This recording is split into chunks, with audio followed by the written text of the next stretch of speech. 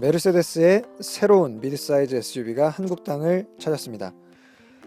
기존의 코드네임 X204로 불리던 GLK 모델에서 GL이라는 두 알파벳만 남겨둔 채 모든 것을 다 바꾼 GLC 220 CDI를 소개합니다. 메르세데스의 새로운 장명법에 따라 GL 뒤에 클래스의 크기를 나타내는 C가 붙은 이 GLC는 말 그대로 C클래스 세단의 플랫폼을 가지고 만들어낸 SUV 모델이라고 이해하시면 되겠습니다.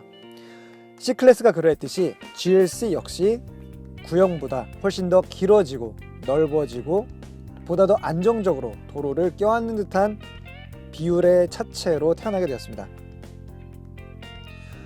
그리고 GLK가 G바겐을 모티브로 직선적인 스타일링을 추구했다면 GLC는 새로운 고든 바그너의 디자인 컨셉, 굉장히 정제되면서도 부드러운 곡선과 면들을 사용하는 그런 디자인을 채택했습니다.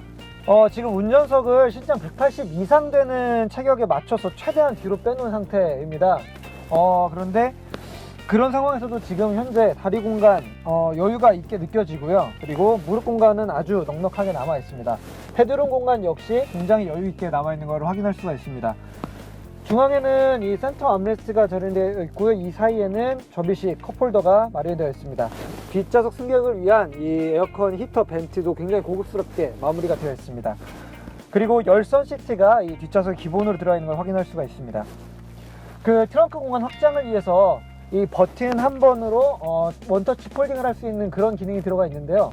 그런 기능 적용을 하다 보니까 이 뒷좌석의 각도를 리클라이닝 할 수 있는 이런 기능들은 정작 빠져있는 부분은 좀 아쉬움이 남습니다. 자, 그러면 GLC의 트렁크 공간을 확인해 보도록 하겠습니다. 이렇게 양손에 짐이 있는 상태에서도 범퍼 아래쪽에다가 발을 움직여주면 전동으로 트렁크가 열리게 됩니다. 자, 지금 보시는 것처럼 이렇게 골프백을 완전히 가로로도 넣을 수 있을 정도의 폭을 가지고 있고요. 대각선을 활용하게 되면 약 3개 정도 수납을 할 수 있는 그런 부피를 가지고 있습니다. 골프백보다 더 큰 짐을 수납해야 되는 경우에는 뒤쪽에서 간단하게 버튼 하나로 뒷시트를 폴딩 시켜서 수납 공간을 확장할 수도 있습니다.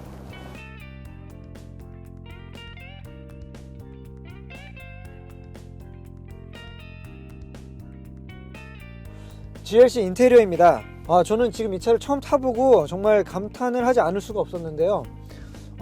이 동급에서 경쟁하고 있는 BMW X3나 아우디 Q5랑 비교했을 때에도 확실히 한 차원 더 높은 고급스러움을 보여주고 있습니다. 세단 C클래스가 보여줬었던 그런 고급스러움보다 한 단계 더 진화한 그런 프리미엄한 느낌을 많이 주고 있는 것 같아요. 실제 위쪽에 덮고 있는 이 가죽 덮개 부분이라든지 스티칭이라든지 각종 벤트를 주변을 둘러싸고 있는 굉장히 매트 알루미늄 재질의 이런 그 마감들, 그리고 공조장치랑 블랙 애쉬의 이 리얼 우드 그레인까지 이런 부분들을 보면은 정말 이 메르세데스가 이제는 퀄리티로, 품격으로 승부수를 진지하게 띄우고 있구나 라는 그런 생각을 강하게 하지 않을 수가 없습니다. 전체적인 느낌은 다 좋은데요. 하나 좀 아쉬운 부분은 여전히 이 인테리어의 그 전체적인 컨셉과 약간 따로 노는 듯한 이런 그 아이패드 형태의 센터 디스플레이입니다. 그리고 여전히 터치 스크린을 지원하지 않고 있어요. 오로지 이 아래쪽에 있는 그 커맨드 다이얼을 통해서만 명령어를 넣을 수가 있는데 사실 운전의 어떤 그 안전을 고려해서 이런 설계를 한다고 해도 여전히 좀 이해가 되지 않습니다. 이쪽을 잡고 이쪽의 시야를 뺏기나 이쪽을 직관적으로 터치를 하면서 이쪽을 조작을 하나, 제가 생각할 때는 후자가 더 안전한 방법일 수도 있을 거라는 생각이 듭니다. 자, 그럼 본격적으로 이제 주행을 시작해 보도록 하겠습니다. 자, 안전벨트를 매면 이렇게 한번 텐셔너가 잡아주면서 그 시트에 정확하게 이 몸이 안착될 수 있도록 당겨주는 그런 기능을 가지고 있고요.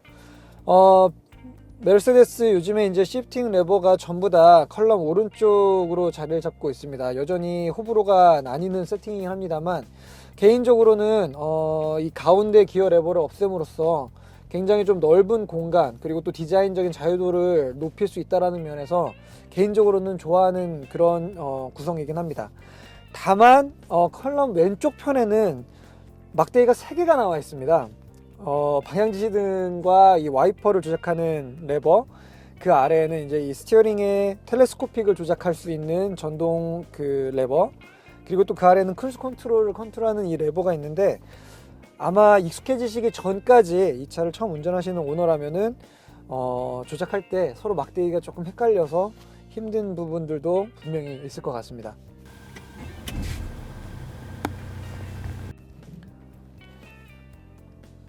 G바겐이 가네요. 자, 형님뻘인 G바겐이 앞에 가고 있습니다.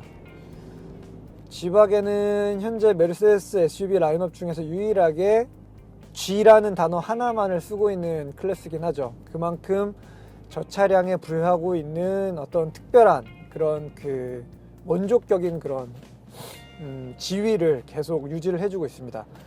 이 외에 나머지 도시명 SUV로 나오고 있는 모델들은 전부 GL이라는 이름을 달고 그 뒤쪽에 GLA, GLC 이런 식으로 다시 세그먼트가 나뉘게 됩니다.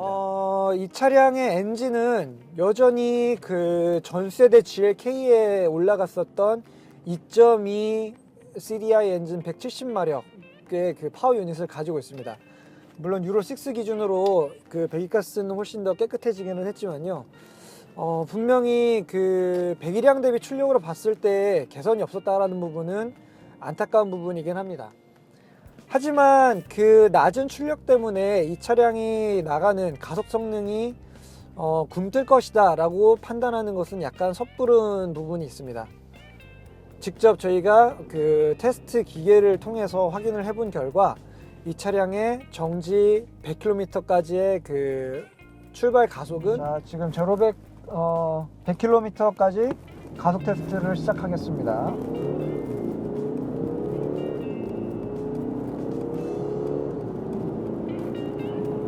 자, 100km 도달했고요.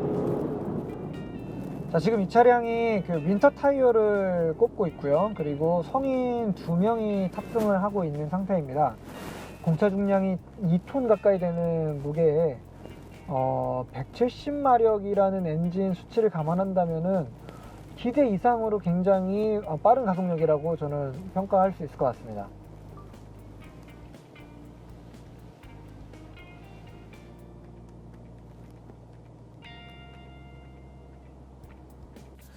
즉, 이 차량의 무게를 감안하고 또 170마력이라는 이 엔진 출력을 감안했을 때에는 굉장히 우수한 수치인데요. 결국 새롭게 적용된 9단 트랜스미션, 그리고 실제 최고 출력은 조금 떨어지는 것처럼 보이지만 최대 토크가 굉장히 풍부하게 우러나오는 이 2.2 엔진의 그런 특성, 이런 것들이 아우러져서 굉장히 경쾌하고 가벼운 몸놀림을 자랑하게 됩니다. 한 세대 전의 GLK와 비교를 해볼 때 GLC는 조금 더 길어진 휠베이스, 더 커진 차체, 넓어진 차체를 가지고 있습니다. 덕분에 이 전반적인 승차감 부분에서의 향상이 특히 좀 두드러집니다. 과거 GLK 모델은 지금 이 차와 똑같은 19인치 사양의 휠을 단 모델 같은 경우에 승차감이 제법 좀 단단하고 약간 튀는 느낌이 강한 편이었습니다. 물론 지금 이 차량에 들어가 있는 19인치 스펙의 차량도 아주 승차감이 나긋나긋하다고 할 정도는 아닙니다.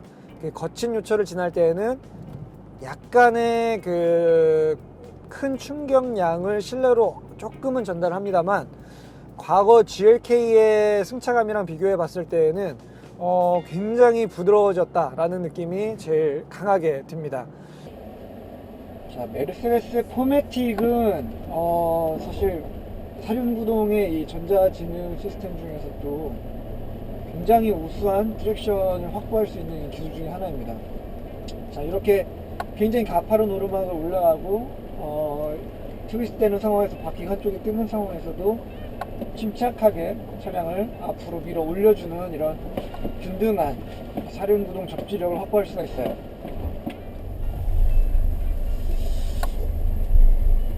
예상했던 것보다 훨씬 강력하네요, 이 포매틱의 성능. 지금 로우 기어가 별도로 달려있지 않은 사륜구동 시스템인데 특별히 이렇게 그 토크의 배분이 힘이 좀 좀 달린다라는 그런 느낌은 전혀 받을 수가 없습니다. 물론 이 2.2 디젤 유닛이 최대 토크가 40.8kgm에 달할 정도로 이 중저속 영역에서의 토크가 굉장히 좋은 부분이 또 한몫 거들고 있는 것 같습니다. 자, 그리고 역시 안전에 대한 철학이 굉장히 집요한 메르세데스답게 이 GLC에는 그 동급에서 사실 쉽게 찾아보기 어려운 그런 안전 장비들을 기본 옵션으로 많이 넣었습니다.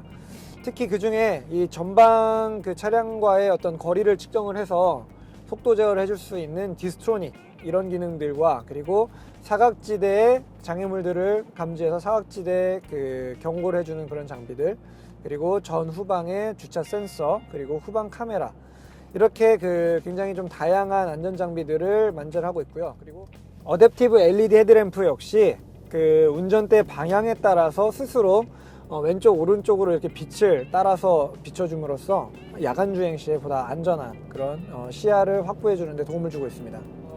굉장히 전방위적인 적극적인 그 개념의 안전 보조 장비들이 항상 운전자의 안전한 주행을 도와주게 됩니다.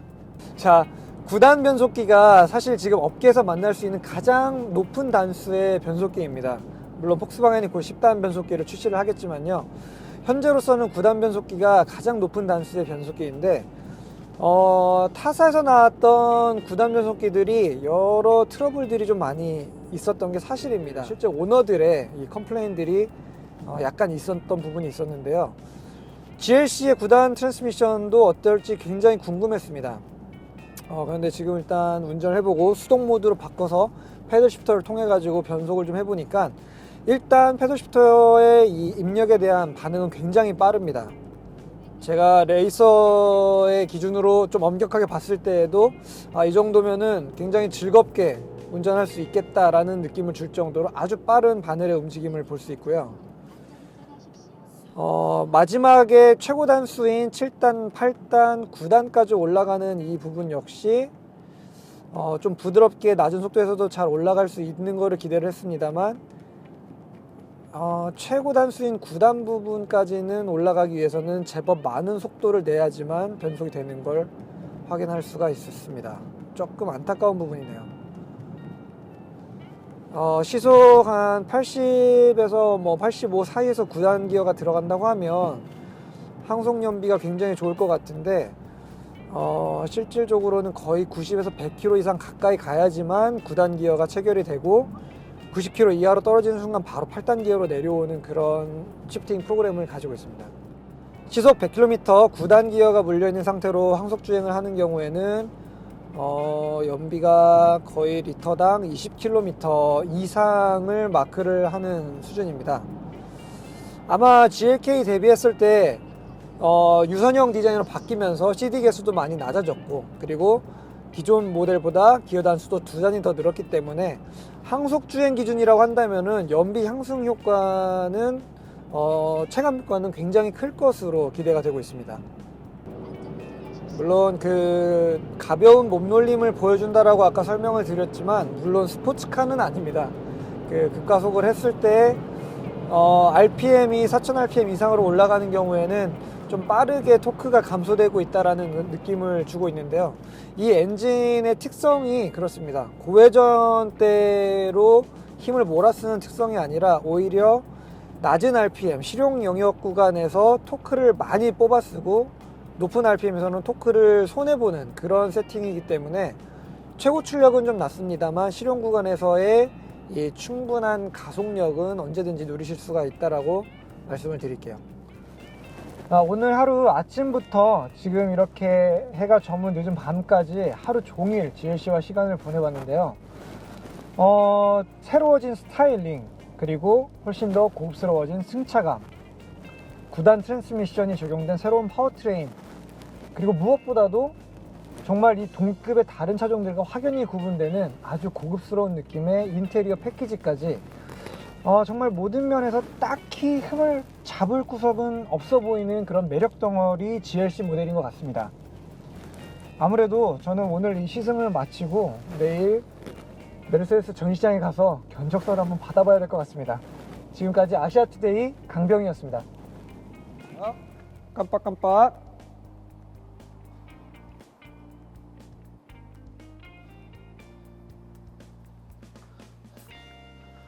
자, 유럽산 차량을 타고 계신 오너 여러분들 혹시 그거 알고 계셨습니까? 방금 제가 반짝반짝했던 것은 다름 아닌 후방 안개등입니다.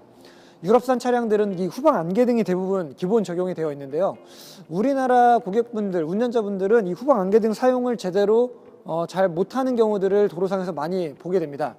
후방 안개등은 반드시 흐린 날씨, 안개가 가득 낀 날씨나 아니면 비가 많이 와서 차량 뒤로 물보라가 많이 치는 그런 날씨에서만 사용하셔야만 합니다. 맑은 날씨에서 사용하게 되면 이렇게 밝은 이 불빛으로 뒤에 따라오는 운전자의 시야를 상당히 교란시킬 수 있으므로 평상시 주행하실 때 맑은 날에는 후방 안개등이 꼭 꺼져 있는지 확인하시는 습관이 필요합니다.